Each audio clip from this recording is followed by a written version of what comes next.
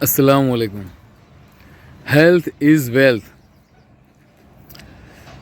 તંદુરસ્તી એ સૌથી મોટી નહેમત છે.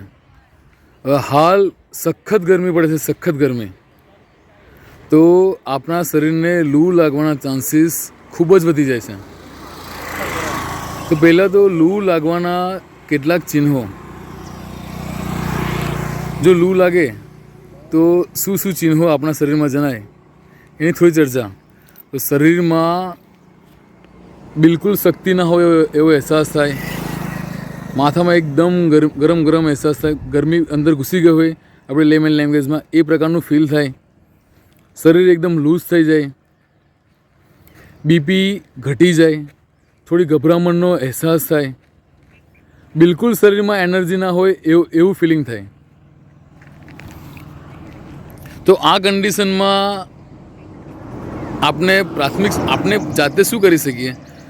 તો પહેલાં કે જ્યારે આવું કંઈ થાય તો છાંયડો અથવા તો જ્યાં ગરમી વધારે ના હોય એવી જગ્યાએ જઈને બેસવું.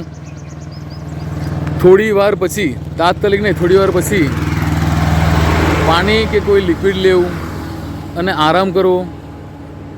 સૂઈ જઈએ તો પગ થોડા અધ્ધર રાખીને સૂવું.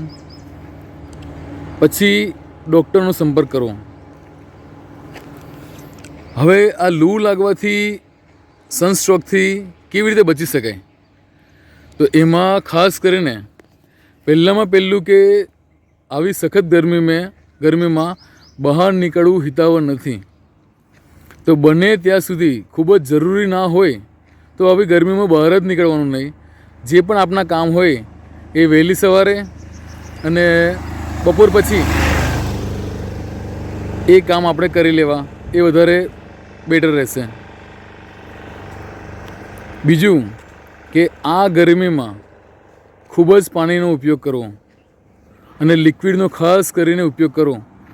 જેમ કે પાણી વધારે પીવું અને ઘણા બધા લિક્વિડ એકી સાથે નહીં લેવા, થોડા ડિસ્ટન્સમાં, થોડા અંતરે લેવા. કલાક, દોઢ કલાક, જેવી રીતે પહેલાં દૂધ લીધું તો કલાક, દોઢ કલાક પછી લીંબુ શરબત લો, કલાક, દોઢ કલાક પછી કેરીનો શરબત લો. એવી રીતે લિક્વિડ લેવા. કયા લિક્વિડમાં કયું વસ્તુ વધારે લઈ શકાય? તો લીંબુ શરબત, પહેલું તો પાણી જ વધારે, પછી આવે છે લીંબુ શરબત, દૂધ, કાચી કેરીનો શરબત, શેરડીનો રસ, ફ્રૂટ સલાડ, ફ્રૂટ જ્યુસ વગેરે આપણે લઈ શકીએ છીએ. અને બને ત્યાં સુધી સ્પાઇસી ખાવાનું ટાળવાનું. આપણે વધારે મસાલેદાર ખાવાનું ખૂબ જ ટાળવું અને ભૂખ કરતાં 2 કોળિયા ઓછા ખાવા. આનાથી આપણા શરીરને ઘણો બધો બેનિફિટ થશે અને બહારનું ખાવાનું પણ આપણે ટાળવું, એ વધારે બેટર રહેશે.